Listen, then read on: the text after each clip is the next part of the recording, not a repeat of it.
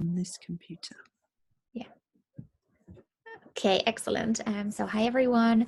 We've got a exciting call up today with a guest for our, what did you call it? Perspectives, something different for perspectives. Pushing our perspectives. Pushing our perspectives, thank you. Sophia's very good at naming things like that. And today we have a perspective from Australia. We have a guest here. It's a friend of mine, Martina. We met at a digital nomad conference a couple of years ago.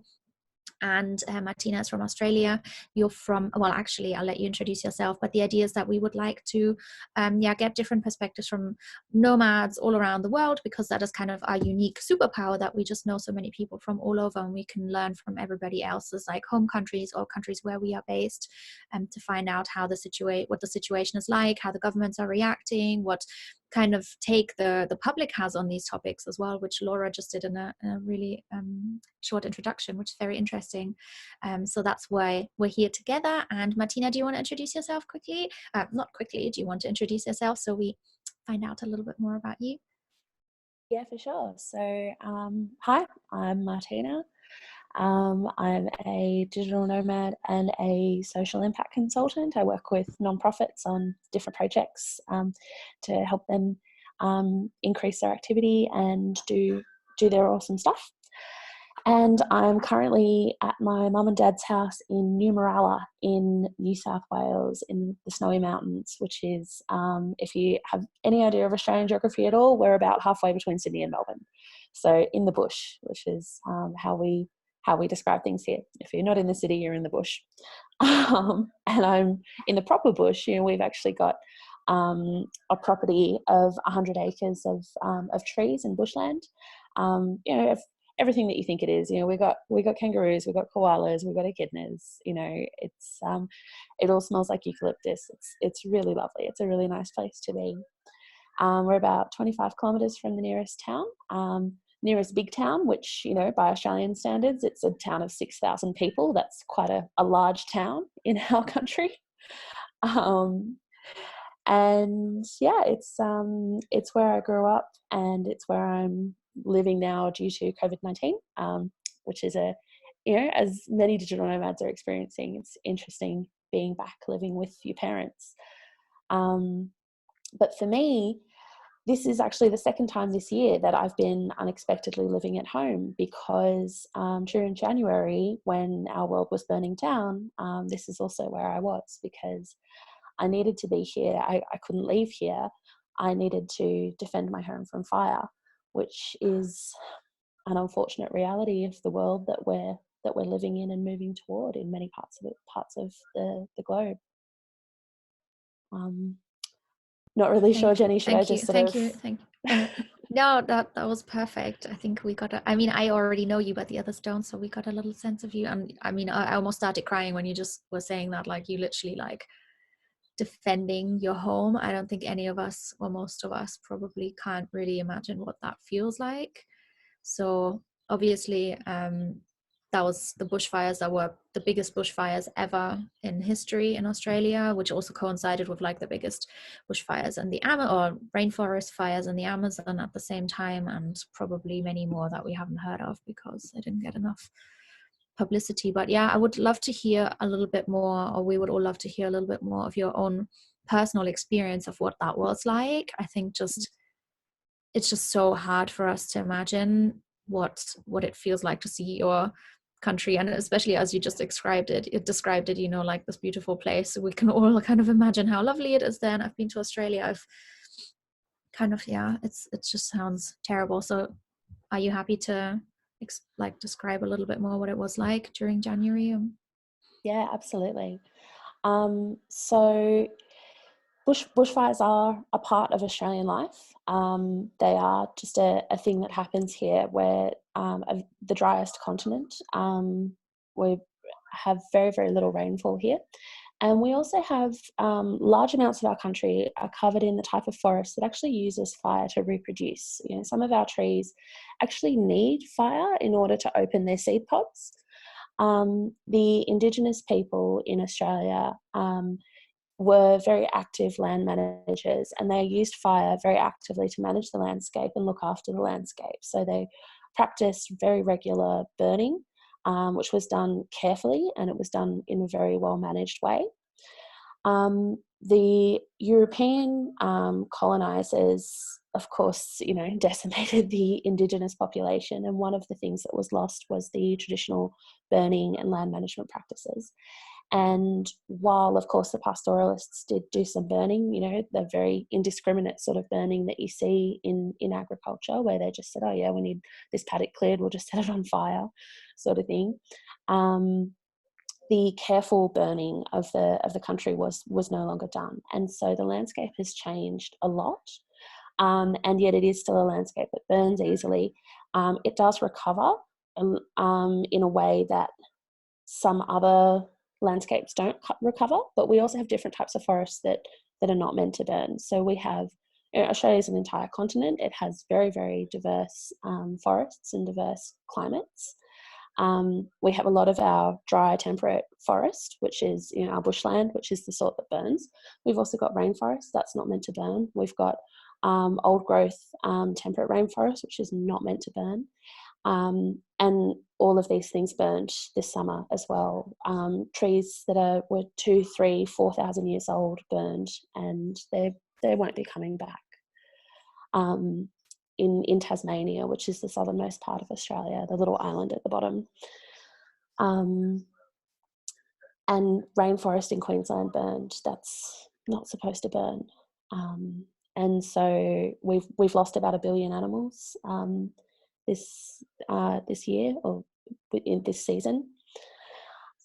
Fires are normal. Fires are part of life. Fire season in Australia goes from October to March. And what fire season means is that that's when it's likely that a fire will occur, and we have to be careful about our activity so that we don't inadvertently cause a fire, and so that we are prepared that if a fire might hit. And we've had fires before, of course.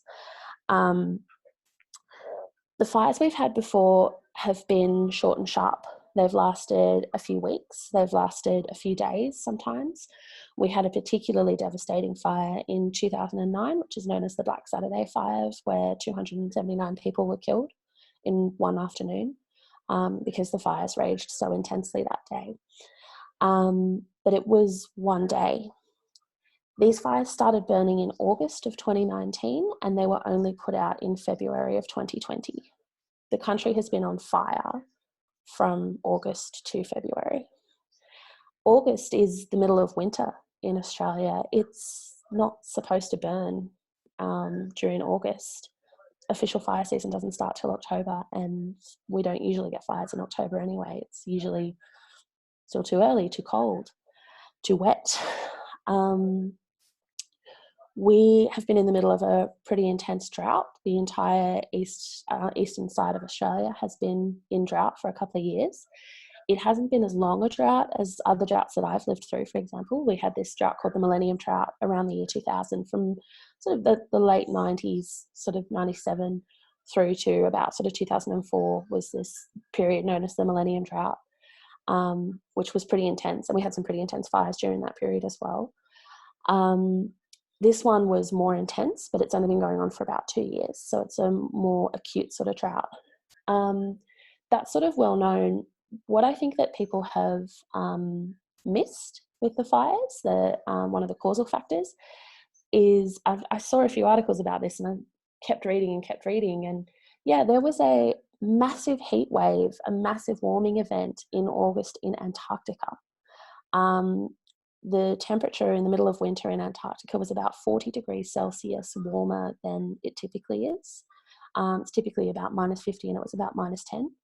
And that heat, like completely unseasonable, really, really bizarre heat, totally disrupted all of the weather vortices in the southern hemisphere. And it meant that we got no rain, none at all. Even in a drought, you get a little bit of rain. We had one day in December where there was not a single drop of rain on the entire continent of Australia. That's never happened before. Sydney usually gets, Sydney's a coastal city. It's not part of the drought, and Sydney normally gets tropical rain patterns. So, when it's hot and steamy for the morning, and then sort of it builds in the afternoon, and then it rains, and then you start again the next day. It didn't rain in Sydney in December. It just didn't. So these fires started up in up around Queensland, and it sort of headed south.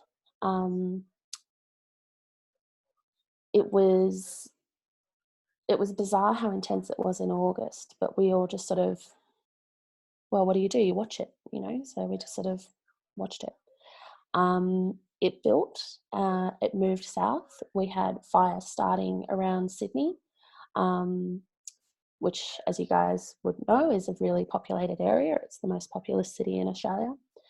And we had one day in November where we had forecast what's called catastrophic fire conditions. So the fire condition is based on all of the weather patterns that could make a fire bad. So whether it's hot and windy and dry, how long since it's been since it rained, and things like that, they all go in to make the fire danger index. And it was the first time that the catastrophic level had been used in the Sydney Basin, which is the most populated part of Australia. That day we had 19 emergency warnings. Again, I'll explain our emergency warning system. We have, when there's a fire burning, it can be one of three categories. So you have advice, which is just there's a fire. Be aware that there's a fire. You have watch and act, which is the fire activity is increasing. It's getting kind of serious. You need to start thinking about what you're going to do. If you're going to evacuate, you need to evacuate. Otherwise, you need to start preparing to defend your home. And then emergency is the fire's coming. It's going to be here any second. It's too late to evacuate. You can't leave anymore. You will die if you try to leave at this point. We had 19 emergency warnings that day in November, in early November. This is when we then started to get the smoke in the capital cities. And I actually think that was a really positive thing, that we got this really horrific, awful, intense smoke in the capital cities. I was living in Sydney at the time. I actually had a really beautiful harbour view, and it was completely obscured most days in December for just bushfire smoke. I would wake up with sore eyes and a sore throat from how thick the smoke was. I have had a nomad friend who was visiting, who was asthmatic, and they just had to leave early. They just changed their flights and left, 2 weeks earlier than they were planning to, because the smoke was just too intense. It was making them sick. I think that was a good thing, because it raised awareness amongst a group of Australians who don't typically understand the threat of fire. People from the bush and people from the city have pretty different attitudes to these things. And having that level of smoke in Sydney and also in other major cities raised a level of awareness that wasn't there otherwise. So I think it was useful. It sucked, but it was useful in terms of awareness raising. That was when we started to see a very poor response from the government, and also a increasing pressure from different organisations. One, Uni Students for Climate Justice, and that was when Extinction Rebellion was ramping up its activities around the world as well. There were lots of rallies in Sydney, which was pretty cool to see. I've got my brain sort of going in a few different directions. I'm trying to think what's the most logical way to tell the story. At that point, you were still living in Sydney, right? Because I remember seeing your feed, and also Kit and Nick were in Sydney at the time, and they had to leave. They went to Hawaii because the smoke was so bad. And so at one point you went home to your parents, didn't you? Yeah. So I did what most people do. I went home for Christmas. The fires had gotten pretty bad around Sydney by then, and I had to be very careful when I was driving. The fire was threatening to overcome the highway. At this point, the fires had already taken out a number of towns. There were towns that were completely wiped out, mostly very small towns, towns a little bigger than the village that I live in. So I'm talking sort of, populations of 50 or 100 people, but these towns had been destroyed, schools destroyed, all sorts of things. Because the fires had already been burning for months, and that was the other thing that I wanted to flag is, so the way that our fire brigade system works is a bit unique. We have a paid fire brigade, the way that most countries do, that look after our metropolitan areas, our cities. Our bushfire brigades are entirely volunteer. So outside of a town or a city, it's all volunteers. We have the largest volunteer fire brigade in the world. We have about 70,000 people in this state alone.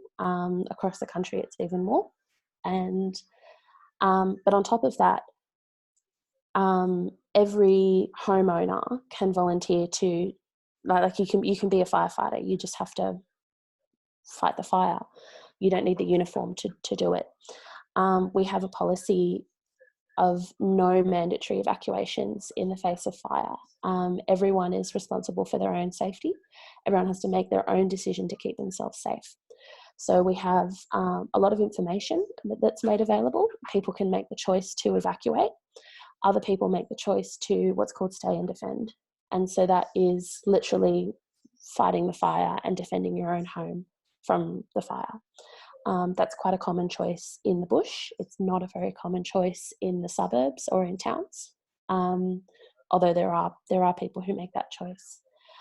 So I went home on just before Christmas on December 22nd, and I knew that the fire was going to get pretty bad that day, so I left at 5 a.m. so that I could make sure I got through before the weather picked up and before it got warm. And I was driving down the highway with 200 metres of visibility because the smoke was so thick. And then I got home. It was fine. And my mum and my sister came up from Melbourne, and they had similar issues with visibility, but they got through. And at that stage, I was looking at the maps for the fires, and you could see these burned, like if you looked at the map of where they'd marked the burned areas, this burnt right from Queensland right down through northern New South Wales, and then it sort of stopped, and the whole of southern New South Wales was not burned at that point. But I kept thinking, it's coming, like it's only luck that it hasn't hit us yet, and when it hits, it's going to hit hard. So it was time for Christmas, and Christmas was lovely. We had a wonderful time. It was beautiful weather. It was really, really nice. Just after Christmas, there was a dry lightning storm, which we've been getting a lot of lately. That's one of the interesting climate phenomenons that used to be very rare and is no longer very rare, and has caused a huge amount of these bushfires is dry lightning storms. And we got a dry lightning storm, and we had a strike in the Badger State Forest, which is about 12 kilometres from home. And it started a fire. And initially, the authorities were saying, "Oh, we're going to get around it quick. We're going to get in there. We're going to get in there." And the next day, they hadn't got it under control yet. And they're like, "No, we're going to get under control. We're going to get under control." And the next day, they hadn't got under control yet. And they were trying. So as I said, living in Sydney, and you guys might know Sydney has a really good fireworks display for New Year's Eve.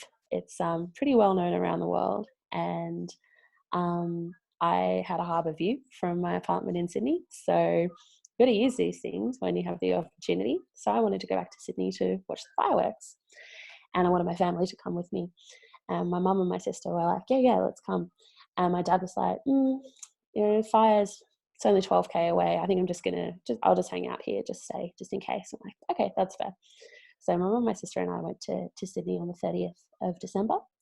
And then on the 31st, I woke up, and the first thing I did was check the app to see what the fires had done overnight, because that was the habit that I was in already at that point. The Badger State Forest fire, which was burning east of my village, had gone from, I watched it refresh. It was this little grey circle, and it refreshed into this huge grey streak down the coast, about 90 kilometres. It had just done that overnight, and it had completely taken out the village of Cobargo. I could see that on the map, that Cobargo had been completely overwhelmed, and I have family in Cobargo. So I went straight out to the lounge room, and my mum was already on the phone to her brother. He had gotten out at 4 a.m. with a change of clothes and a bottle of bourbon, and that was it. He was not expecting to have a home to go back to.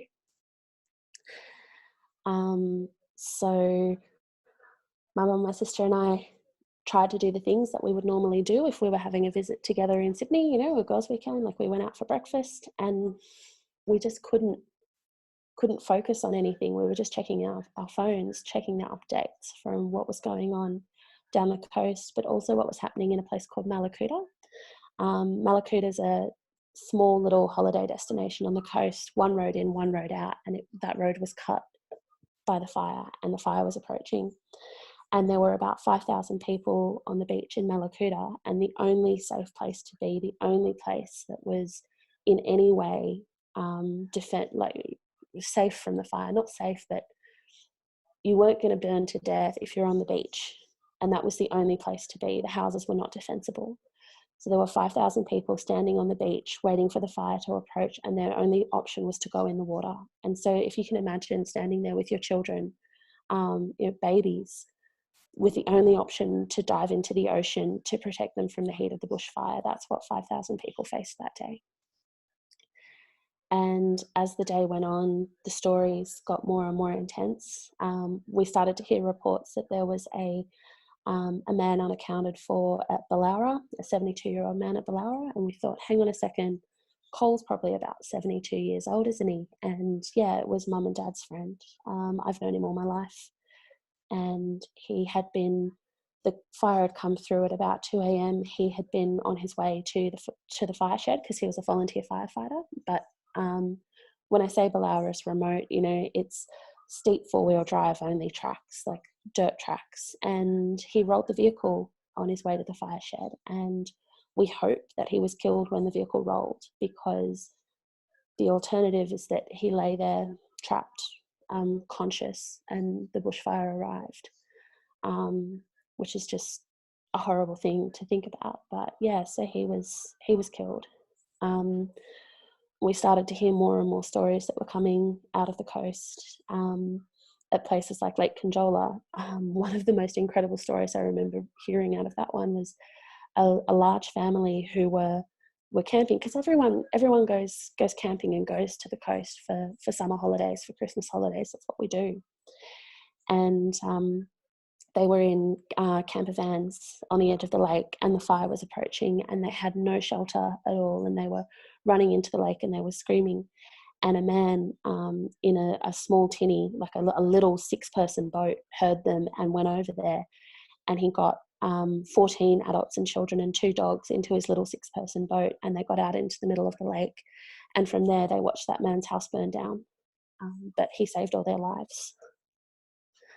And there's just so many stories like that, because it was just happening everywhere. It just feels like what you said right at the beginning, like there are so many parallels to what it feels like to what's happening right now, like this really kind of magnitude that you can't, you said something really honest, like we just watched it, and I feel like it's just horrible. Yeah. So what happened with your own house and your own village? Yeah, so that day we were okay still. I was supposed to go back to work on the 6th of January. That was when my Christmas holiday break finished. And so on the 1st of January, we still watched the fireworks, because what else are you going to do? We stayed, we watched the fireworks. It was a weird feeling, a weird sort of thing. The fireworks were very pretty. And then my mum and my sister went home on the 1st of January. They just caught the first train that they could get. And then they said they were taking the train through the burned out bushland, and this idiot woman nearby was going, "What? But there's a fire here, but these are rich person's homes." And it's like, yeah, fire doesn't discriminate, you know? Like, she just somehow thought that because the houses were worth more, they should be saved. It was bizarre.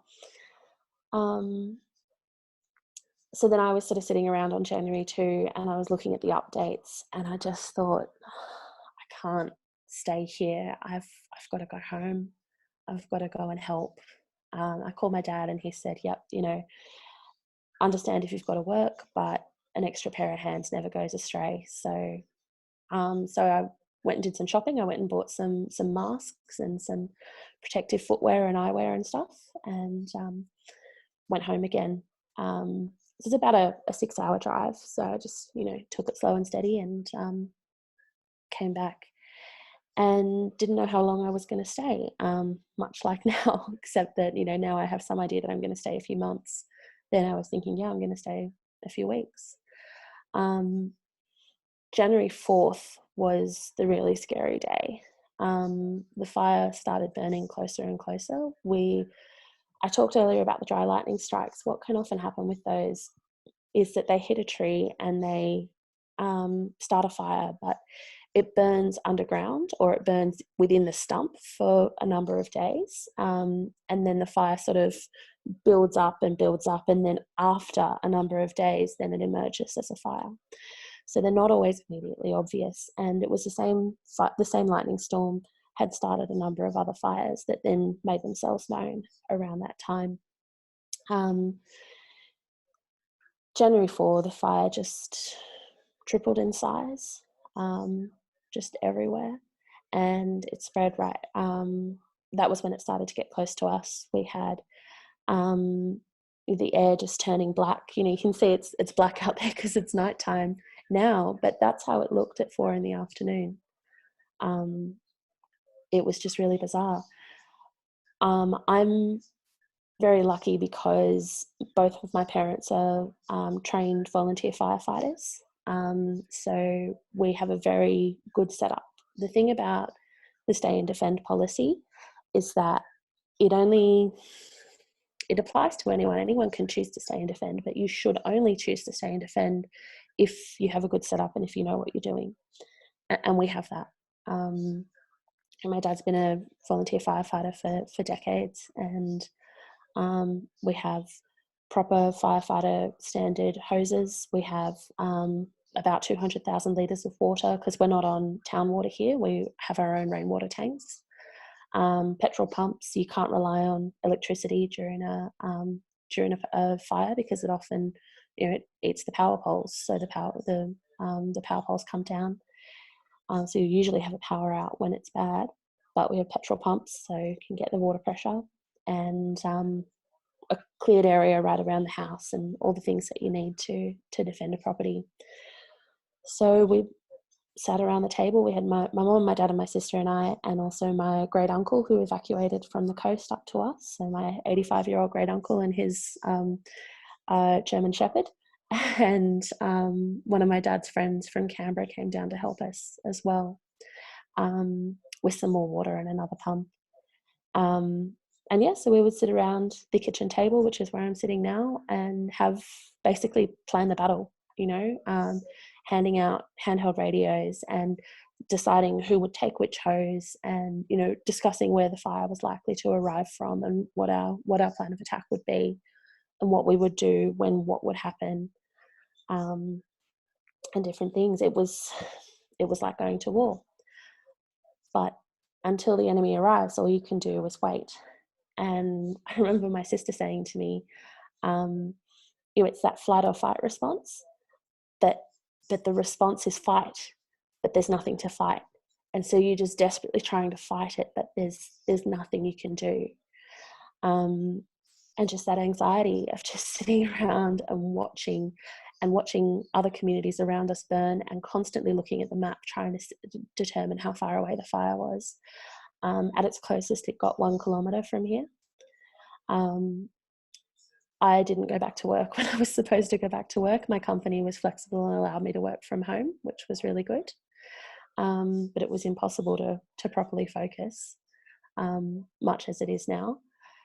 And it was a little bit more intense than it is now for me, really, at that time. All you could do was try and get more information, and try to be prepared. We were sitting here one afternoon, looking out at the bush, and every time I looked out there, I'd imagine, that tree on the horizon. Is there smoke rising? Can I see? And then you'd sort of play out the scenario in your head. Like, I'd be going, Dad, I think I see it, but I was always imagining it. It never actually happened. But I was sitting there looking out at the bush with Dad, and he said, should I just go and light it up myself? And I was like, don't, but yeah, no, I get that, because the waiting was awful. Literally just sitting here waiting for the house to burn down and kind of wishing it just would, because then the waiting would be over. Then we could actually do a thing to actually defend it. Yeah. Can I ask something, Martina? At this point, if the Yeah. fire had come, because it didn't in the end come to your house, I'm assuming you then how. No, it didn't. I know, but if it had come, what would you have like? Could you have escaped? Was there like a way out? Yeah. So, the worst thing you can do when a fire is approaching is try to run away. That's the most dangerous thing to do. The safest place to be when a fire is approaching is in a well-defended home. There are exceptions. If you have a ridiculously beyond intense firestorm, then nowhere is safe, and you should have evacuated, before. But the bushfire we were facing, thank goodness, was a normal bushfire. We did have fires within the whole event that were insane, intense firestorms. We had one fire tornado that literally lifted up a 12-ton fire truck and dumped it on its head, and the firefighters were killed. It literally a fire tornado, which is exactly what it sounds like. It's a fire tornado that picked up a 12-ton truck, and just that hasn't happened before. But luckily, the fire we were facing here was a normal intensity bushfire. So what that means is that when the fire arrived, what we would have done is we would have put on our protective gear, and we would have gone outside, and we would have been patrolling for embers and looking for any spot fires. So the fire leaves catch on fire and they get blown in front of the main fire front, and then they can land on a thing of leaves or something like that, a few sticks, and that can start a fire. So you have to constantly patrol and look for those, and if you find them, put them out. When the main fire front comes, it actually passes very, very fast, and it doesn't burn down a house just like that. Houses are generally not that flammable. So you go inside and you wait for the fire front to pass. And once it has passed, after a few minutes, you then go outside again and you find all those places where the embers have lodged, under the eaves or things like that, and you put those out.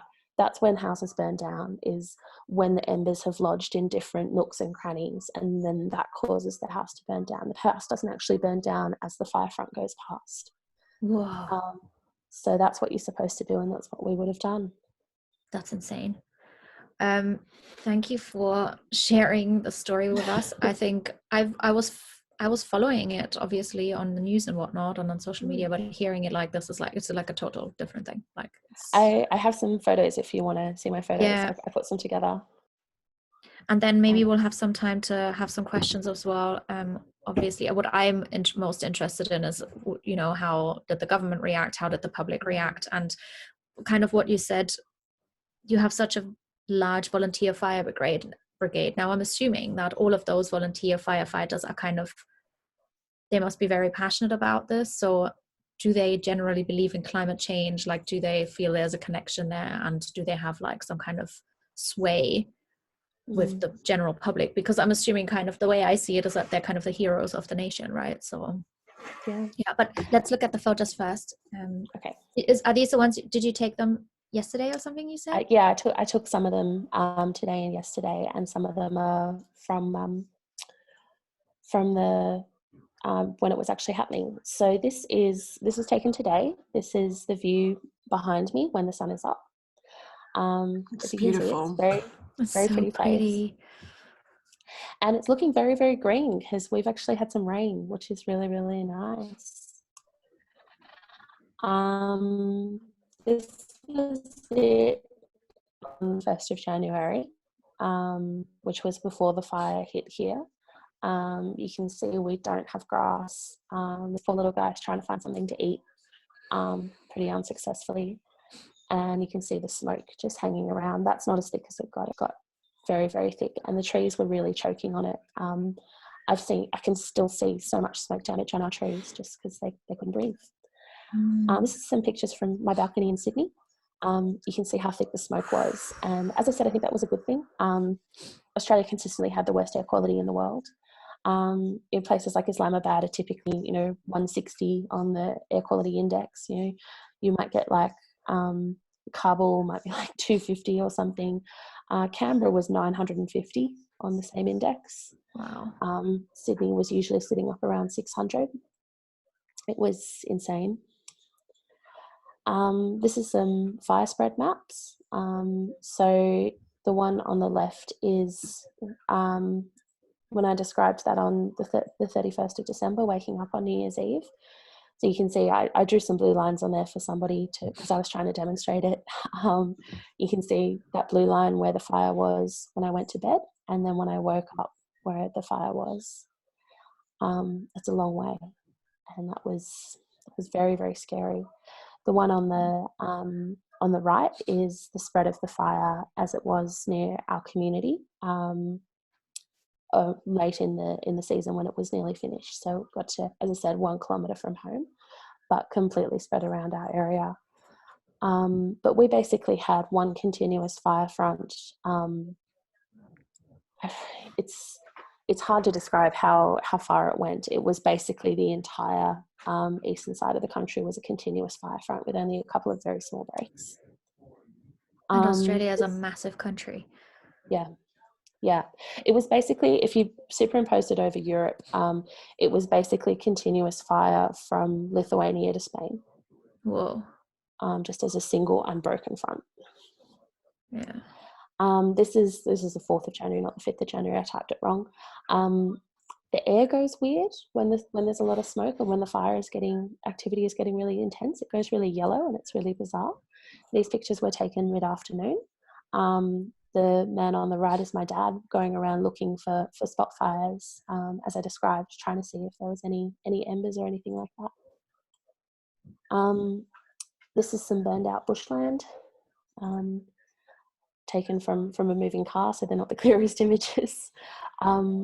And the one that's not actually burned, it's just choking on the smoke because the trees couldn't breathe. This is what we call the M1. They built a huge fire break. This was someone's driveway. You can see the sign there that says Kuta Patamba. It was widened a major highway. So they put it in on the 12th of January, and then you can see on the 14th of January it didn't work. The fire jumped that huge thing. The number of trees that got taken out in the name of defending it was a lot. It was a huge amount. This I'm not sure if it'll play. Sorry about the audio. I couldn't figure out how to. Oh, hang on, there we go. I can turn the audio off there. This grader came down to our property and decided to help clear out some tea tree that needed to be cleared, and also some trees that were a bit close. This is my childhood home, and I love my trees, and I love the bushland that we have, and watching this guy just bulldoze them in the name of safety. I understood it, but I hated it. It was one of the worst things I've ever watched. It was an interesting experience to see him do that. Just the crashing down of those trees. This was taken yesterday. So you can see we've got a lot of burned bushland, but can you see those fuzzy green trees? It's this cool thing that eucalyptuses do, where when they're stressed out through a fire or through something else, once it's safe again, once they can recover, they just throw out leaves on every part of the tree. All the bits that aren't normally meant to get leaves, they just throw them out, and it's really very beautiful and really interesting. That on the left is a pine forest that really didn't survive very well, but more of the fuzzy leaves, which are one of my favorite things. The one on the right there, you can see how green it is at the moment because we've had a lot of rain. We've had more rain that we had in 2019 we've already had in 2020. Whoa. 2020 is only 2 months in or 3 months in. That's crazy. But you can see the hill in the background is all completely burned. That's the M1. They widened it again after those photos that I showed you earlier. It's a very, very wide fire break now. I'm not sure what its plans are. Yeah, those are the pictures. Wow, that thank I you had for you showing guys. us those. I didn't know that eucalyptus did that. It's really wonderful. It's really, really pretty, and it's hopeful. I really like it as a symbol. Yeah. So we've actually spent most of our hour together just hearing your story and looking at the photos, which was really, really impressive. Does anyone have a question for Martina? I think. Well, that was really, somehow I can feel you. But actually, I really wonder, wait, I forget how to say it in English, sorry. Was that situation become the worst disaster happened in Australia before? I mean, is there any bushfire situation that is worse than this one, or this one is the worst? Yeah, so that's debated.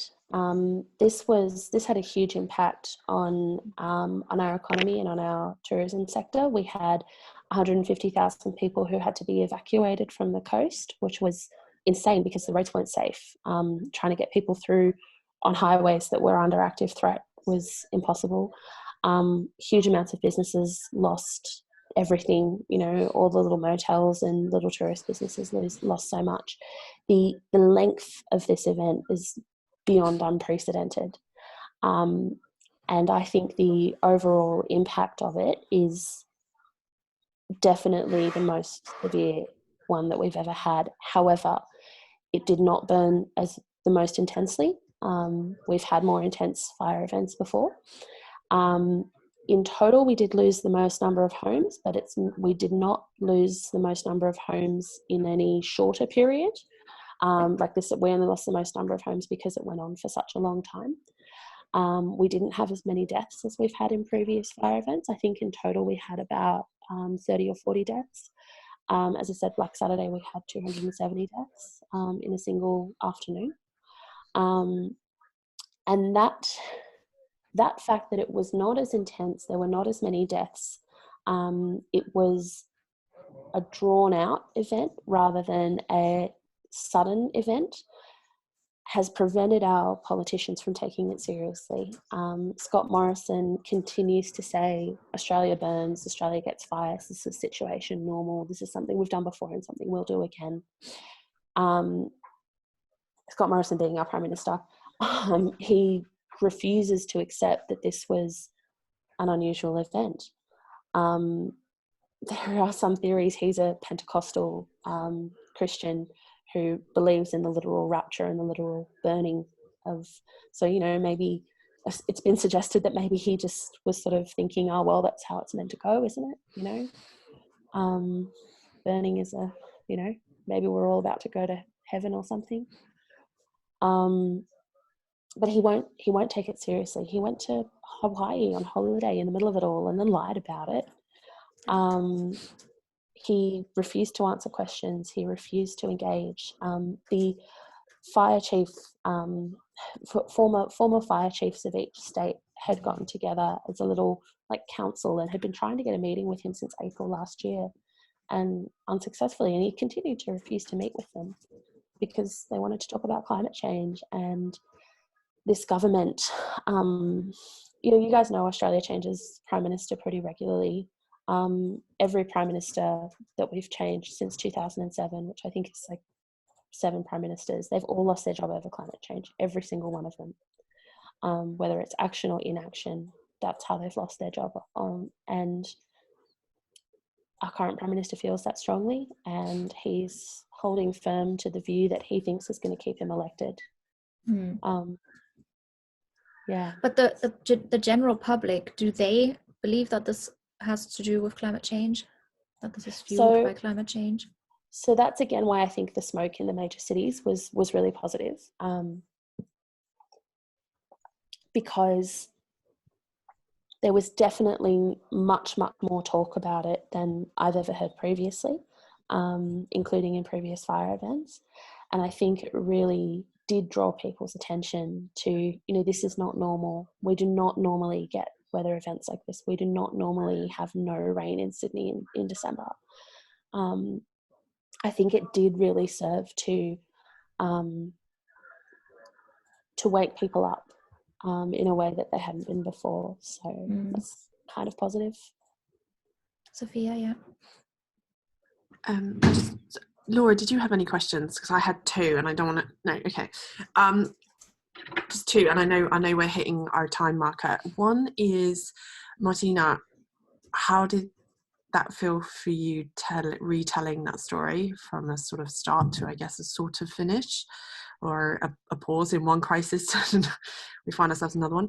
And then I think for my own soul, I would like to ask, is there anything amongst it all that gives you some kind of hope? And it feels like important to just come up a little bit as we end this hour.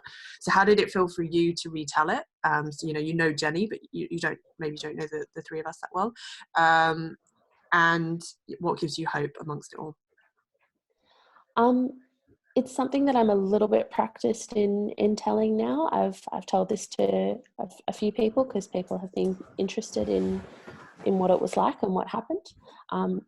Everyone's got their own story of what happened.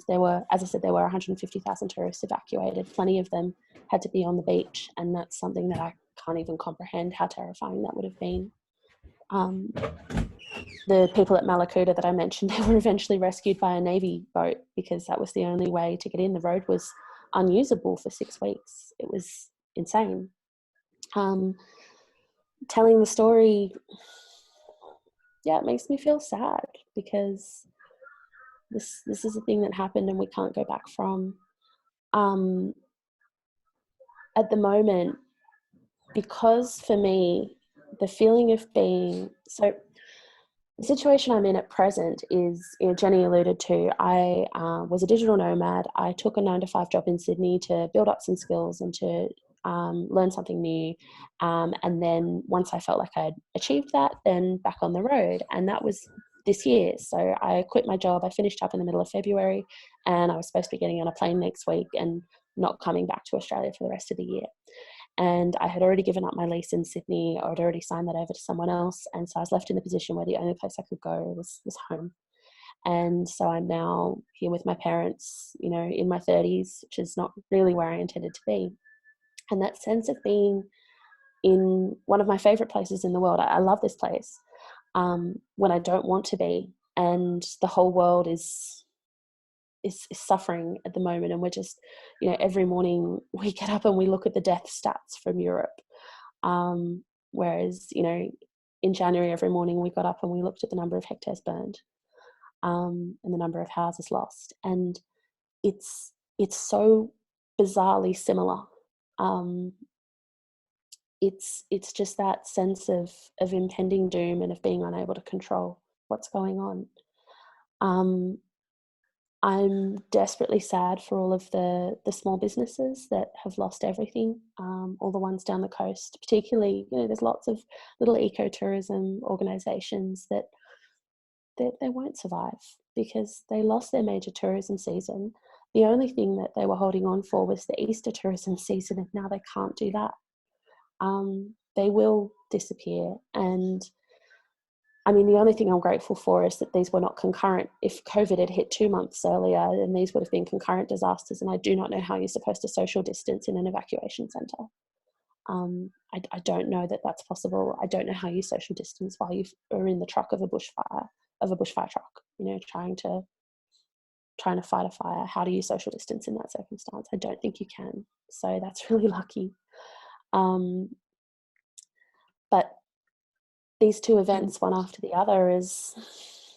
Can you share some hope with us, Martina, as we close up, please? I know, and I wish I could. I'm really sorry, but I don't feel very hopeful right now. Okay. the one bit of hope I have is, as I said, the attention paid in January was good. The rallies that I went to had a lot of people there. That was really positive. But the news cycle moves on. We're on COVID-19 now, and people have forgotten about the bushfires already. It was only 2 months ago, but it is already yesterday's news. And climate change is now second to, pandemic. And I wish I had some hope to share. I don't. You're on mute, Jen. I said I'm gonna share my own hope, because I totally get you, Sophia, and I totally get you as well, Martina. I don't even even just the last few weeks have been such a disaster that I don't even know how you even deal with 2020 at all. But I'm thinking, like what you mentioned, the economic impact that Australia is seeing now, and the whole world. This is kind of my hope, is that we will have to do something unprecedented to get the economy back on track. I hope not back on track, but for me, that is like the only thing that we can do now is a Green New Deal. Like after the big recession 100 years ago or whatever, there had to be a New Deal, and this is what I'm hoping for now. And that because I would kind of tackle both of the problems together, many more problems together. So that's literally what keeps me going right now. Every day when I'm like, this is terrible, I don't know like what the world is going to look like, I'm like, Green New Deal, Green New Deal, Green New Deal. So maybe that will be. Just to chime in on that, I joined a Green New Deal training weekend online in the UK this weekend. Wow. And they do have a Green New Deal recovery plan. They're in the works. This is UK at the moment, but maybe there is a moment here to come in with a comprehensive, holistic, fair, and ideally global piece of paradigm shift that can take place. The difference is that in the UK, climate change has been an accepted part of politics since Thatcher. Our government is still in active denial that climate change exists. Yeah. Yeah. But we'll have to have some countries leading and then other countries following. That's what I think with this. Sophia, go. Yeah, I was just going to say, Jen, do you want to wrap up? I'll hit stop on record, but I think I'd like to do just one more check-in just to see how everyone's feeling at the end of this, but we don't need to record that. Yeah, that's a good idea.